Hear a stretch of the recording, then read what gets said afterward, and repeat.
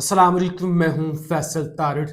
खान की रिहाई को लेकर जी 8 घंटे की एक बड़ी मीटिंग हुई है। अली अमीन गंडापुर की जानब से क्या बारीक वारदात डाली गई है और इस्लामाबाद हाई कोर्ट ने अलकादर ट्रस्ट केस के अंदर क्या हुक्मनामा जारी किया है।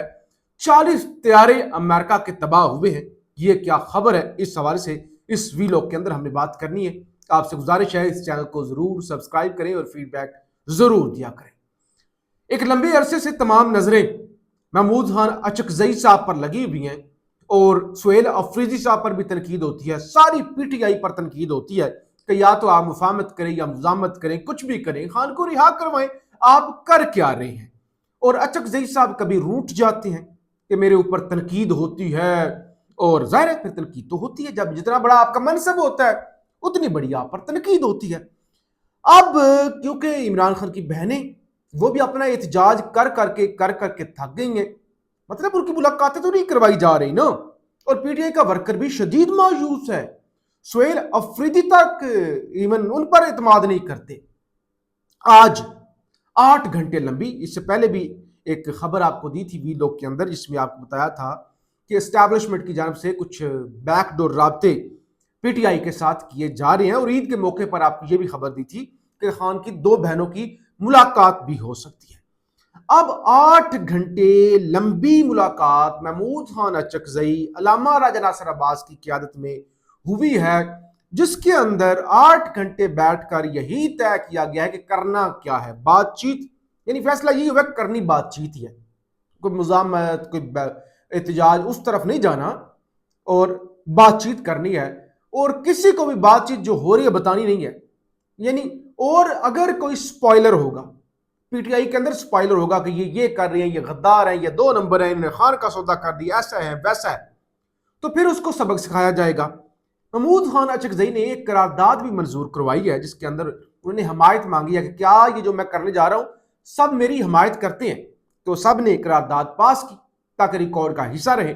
और इवन अलामा राजा नासिर अब्बास ने भी कहा कि मैं अपने इख्तियारात भी जो है वो भी अचकजई साहब को देता हूं, तो लिहाजा एक पर्सन, सिर्फ एक बंदा है जिसके पास ये तमाम इख्तियारात होंगे। बातचीत होगी और गारंटी ली गई है, बैरिस्टर गोहर से गारंटी ली गई है अचकजई साहब की जानब से कि भाई आप गारंटी दें, अगर तो किसी ने मेरे ऊपर तनकीद की या किसी ने अदम एतमाद किया और फिर काम खराब हो जाएगा, फिर मैं इस सारे मामले से पीछे हट जाऊंगा और जाहिर है फिर आपका ही नुकसान होगा। उन्होंने कहा बिल्कुल मुकम्मल तौर पे चीजें एक तो खुफिया रखनी है, ज्यादा जब पब्लिक हो जाती है, कोई भी मीटिंग हो ना तो कहते हैं जराए से, ये पीटीआई के अंदर से ही चीजें लीक होती है ना, कोई तीसरा खुफिया कैमरा लगा के तो नहीं बैठा होता ना, क्योंकि सबको शौक है मशहूरी का, सहाफियों के साथ ताल्लुकात, फलाना कहेगा कि हाँ जी ये बड़ी बड़ी खबरें देते हैं, तो फिर बता देते हैं।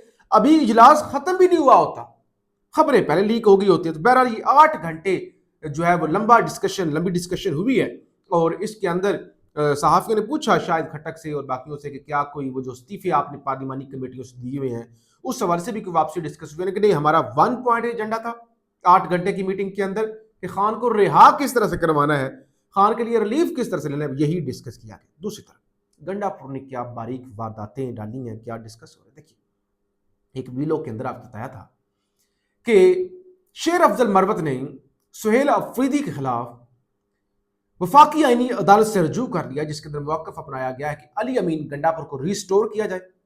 गंडापुर ने जो इस्तीफा दिया था वो गलत था और वो इमरान खान की हदायत पर दिया था। इमरान खान तो सजा याफ्ता है, नवाज शरीफ के मुताबिक जैसे नवाज शरीफ पर वो फैसला अप्लाई हुआ था, तो इमरान खान तो हुक्म दे नहीं सकते, इमरान खान की हदायत तो चल नहीं सकती, वो पीटीआई के चेयरमैन नहीं है, तो लिहाजा गंडापुर का इस्तीफा गैर आईनी था। अब उस पर मैंने आपको यह भी बताया था कि गंडापुर का मौक़िफ़ आ गया था कि मेरा किसी केस के साथ कोई लेना देना नहीं है, मुझे इमरान खान ने हदायत दी थी और उस हदायत पर मैंने इस्तीफा दे दिया था। अब मुख्तलिफ जो सहाफ़ी हैं हमारे दो तरफ उस्मान चौधरी साहब और दीगर, वो ये इसको शक की नज़र से देख रहे हैं। वो कह रहे हैं कि गंडापुर ये भी बयान दे सकते थे कि ठीक है भाई मैंने इस्तीफा अपनी मर्जी से दिया था, मेरे कायद का हुक्म था और मैंने ये इस्तीफा पार्टी चेयरमैन की हदायत पर दिया था। यानी पार्टी चेयरमैन का कहने का मतलब यह कि ठीक है पार्टी के चेयरमैन ने मांगा, आप उन्हें दे दिया, या जो भी तरीका होता है। असल में तो इस्तीफा उन्होंने भेजना होता है गवर्नर को। बहरहाल अब वो लोग ये शक कर रहे हैं कि बेसिकली जो केस किया गया है, केस के अंदर जो दरखास्त की गई है कि इमरान खान के हुक्म पर, और इमरान खान का हुक्म चलना नहीं चाहिए था, तो गंडापुर ने भी ये कहकर गवाही दे दिया, एक तरह की दोनों तरफ खेल गए हैं, गवाही दे दिया कि भाई मैंने जो इस्तीफा दिया है वो वाकई ही इमरान खान के हुक्म पर ही दिया है। तो ये तो गंडापुर ने यानी मोहर लगा दी है, तो इसको शक की नजर से देखा जा रहा है और कहा जा रहा है कि गंडापुर की जानब से ये बारीक जो वारदात है वो डाली गई। अब ये कितनी बारीक है कितनी नहीं है जाहिर है ये तो फिर आने वाला वक्त ही बताएगा। अच्छा जी, हुआ क्या है? वफाक आपकी जो इस्लामाबाद हाई कोर्ट है इसके अंदर गुज़श्ता दिन समाअत होती है अल-कादर ट्रस्ट केस की। वकील सलमान सफदर साहब पेश नहीं होते। बताया जाता है जी टोक्यो के अंदर, जापान के अंदर उनकी आंख का ऑपरेशन है वो वहां पर है और इसलिए डेट दी जाए। और उस वक्त जो रिमार्क्स आए थे डोगर साहब के, उन्होंने कहा था भाई अगली समाअत तक या तो नया वकील लेके आ जाए या सलमान सफदर साहब को वापस बुला ले, वरना हम फैसला सुना देंगे। आज तहरीरी फैसला जारी किया गया है, यानी अब डेट तो चेंज होने लगी है, तकरीबन 22 मई का आगाज हो रहा है। तो फैसला ये बताया गया कि 2 रुकनी बेंच ने बैरिस्टर सलमान सफदर की आंख की बीमारी CSR के मेडिकल रिपोर्ट का जायजा लिया। ताहम रिमार्क्स दिए कि केस की हसासियत के पेश नज़र गुज़श्ता समाअत पर बहस का आखिरी मौका दिया गया था और अब मजीद ताख़ीर मुनासिब नहीं। दौरान समाअत अदालत ने इमरान खान के वकालतनामे पावर ऑफ अटॉर्नी की फरामी में जेल हुकाम की जानब से सहूलत न फराम करने पर सुप्रीडेंट अडियाला जेल को कहा कि अगर वकालतनामा अपील के दलाइल में मावन हो तो वह तमाम कानूनी ज़ाब्ते फौरी तौर पर करते हुए इमरान खान का वकालतनामा प्रोसेस करके उनकी कानूनी टीम के हवाले करें। इस सिलसिले में सुप्रीम कोर्ट के अंदर भी केस पेंडिंग है। कहते हैं अगर जरूरी है, ये नहीं कहा कि करें, वैसे जरूरी है ना। डॉक्टर साहब ने कहा अगर जरूरी है तो भाई फिर ठीक है कर दे। बेंच ने केस 18 जून यानी तकरीबन 1 महीने की डेट दे दी, 18 जून तक। ये अदालत की जानब से इतना पीटीआई से ताउन जरूर किया गया। पहले तो पीटीआई कहते थे ना केस लग नहीं रहा, अब पीटीआई को पता चल गया कि ये केस इसलिए लगा रहे हैं, मरकजी अपील इसलिए सुन रहे हैं, ये खान की मौत पर ठप्पा लगाना चाहते हैं पक्का, ताकि फिर वफाकी आईनी अदालत में जाए, वहां से भी सजा कन्फर्म हो जाए। तो अदालत की जानब से 18 जून तक समाअत मुलतवी की गई है और कहा गया कि 18 जून को इमरान खान और बुशरा बीबी या तो मुतबादिल वकील पेश करें, अदरवाइज फिर हम पिछला रिकॉर्ड देकर ही फैसला सुना देंगे। तो ये जनाब चीजें चल रही हैं और ये 18 जून तक मामला चला जाना, क्योंकि डोगर साहब कह रहे थे ना आखिरी मौका है 20 मई, आखिरी मौका, उसके बाद फिर हम मजीद ताखीर बर्दाश्त नहीं करेंगे। ये बड़ा सेंसिटिव केस है, अचानक उन्हें याद आ गया ना, केस बड़ा एहसास है और अब अचानक 1 महीने की डेट दे दी। तो ये अंसार अब्बासी साहब ने भी लिखा था कि ये सारी चीजें जो हुई हैं, जो डेट दे दी थी डोगर साहब ने, ये भी जो बैकडोर चीजें हो रही हैं, बैकडोर डिप्लोमेसी हो रही है, उसका ही नतीजा है। अब जनाब ईरान अमेरिका जंग, और ये जंग अभी तो रुकी हुई है।